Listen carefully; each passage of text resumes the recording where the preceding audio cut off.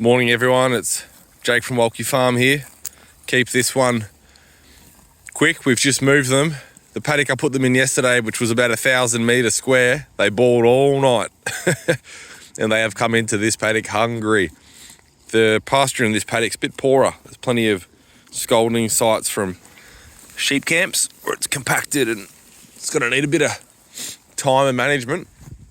So based on the fact that I probably kept the whole village up last night, I've given them 2,500 metres of a little bit poorer grazing today, hoping that we sort of can still get the pasture utilisation we want. We're trying to slow them down around the farm. What I wanted to quickly show you was Miss Betsy here. She's been shiny and slick the whole time we've had her for months now.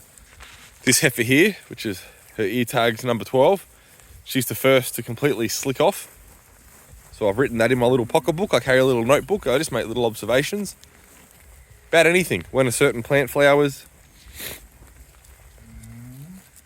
if a certain heifer starts bagging up in her udder, what the day was, if someone doesn't lose their fluff for a long time, if someone does. But quite a few of them are partially slick, like the shoulders on that one. Nandi, our Nguni cow back there, she's always slick.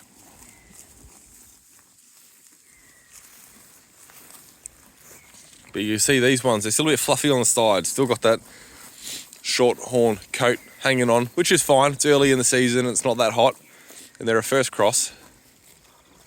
Can't ask for too much. But this girl, she's slick as a button.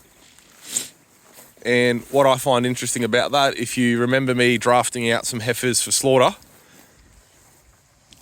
and I was showing you how they were the rattiest in terms of coat, and I said that they were also the biggest heifers in the mob from this drop, out of the same bull and related cows. Well, this heifer here, who's the slickest first, is the smallest. We are chasing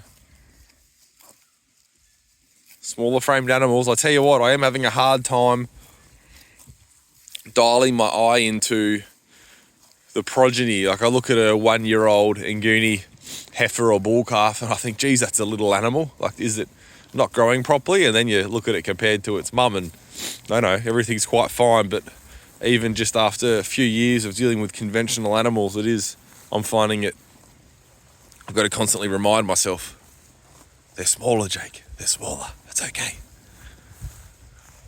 Oh, we're working hard in here this morning. Can you hear them tearing at the grass?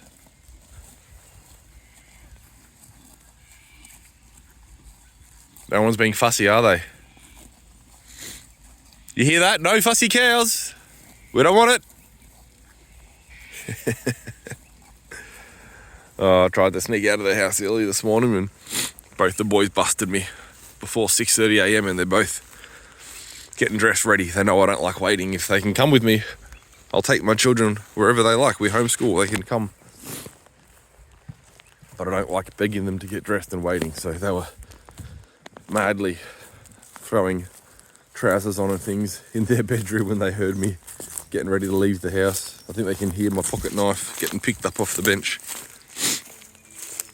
Was that a good move, boys? Theo's too cold. Oh, you too cold? He's all right. And I'm too warm. You're too warm. Rightio. Let's go back to the house.